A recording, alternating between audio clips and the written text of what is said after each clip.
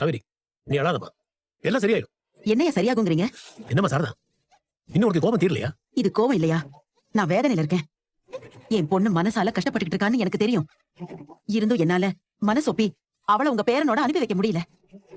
உங்க பேரனை பார்த்தா எனக்கு பயமா இருக்கியா? இதோ இங்க வந்து உட்காந்துக்கிட்டு அவர் பண்ற அழிச்சாட்டியோ கொஞ்சம் நஞ்சம் இல்ல. ஒப்பந்தம் போட்டதையே இன்னும் என்னால ஜீரணிக்க முடியல. இங்க வந்து பண்ணிக்கிட்டு இருக்கிற கூத்தையெல்லாம் பார்த்துட்டு எனக்கு அப்படியே வெறுத்து போச்சுங்கயா. அவர் பண்ணிக்கிட்டு இருக்கிறதெல்லாம் சினிமா படத்துல வர மாதிரி இருக்கு. உங்களுக்கும் போன் பண்ணி அவரை வீட்டுக்கு கூப்பிட்டுக்கோங்கன்னு சொன்னேன். நான் பாத்துக்கிறேன்னு சொன்னீங்க. ஆனா இப்ப வரைக்கும் அவர் இங்கே தான் இருக்காரு. எப்ப எதை பண்ணுவாரோன்னு வீட்டை விட்டு வெளியே வரவே நாங்க பயந்து போயிருக்கோம். எனக்கு புரியுதுமா, அவனை புரிஞ்சுக்கிறது உங்களுக்கு கொஞ்சம் கஷ்டமா தான் இருக்கும். ஆனா அவன் ஒரு குழந்தை மாதிரிமா. எந்த ஊர்லயா குழந்தை ஒப்பந்தம் போட்டு கல்யாணம் பண்ற அளவுக்கு விவரமா இருந்துச்சு?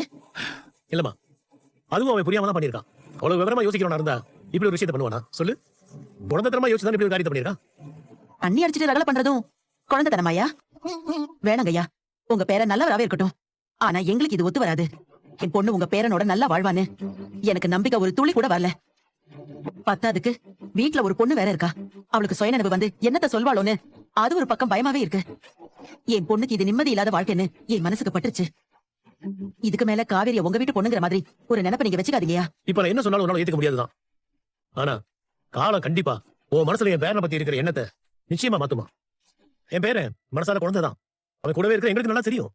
உங்களுக்கு அவனை புரியலைங்கிறது வருத்தமான விஷயமா இருக்கு. இந்த பாருமா, நான் என் பேரனுக்கு சப்போர்ட்டா பேசுறேன்னு நினைச்சிருந்த அந்த கான்ட்ராக்ட் விஷயத்தை என்ன சொன்னாலும் நியாயப்படுத்த முடியாது.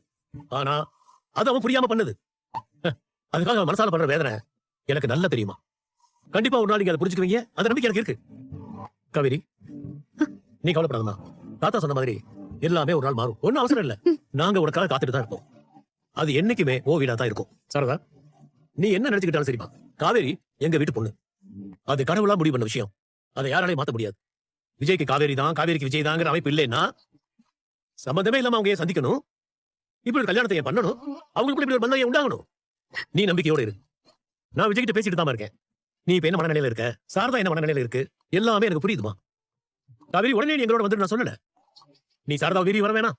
அதே மாதிரி ஒன்ன மீறி நீ வர வேண்டாம். கால எல்லாருடைய மனசுல இருக்க கேள்விக்கு பதில் வச்சிருக்கோம்.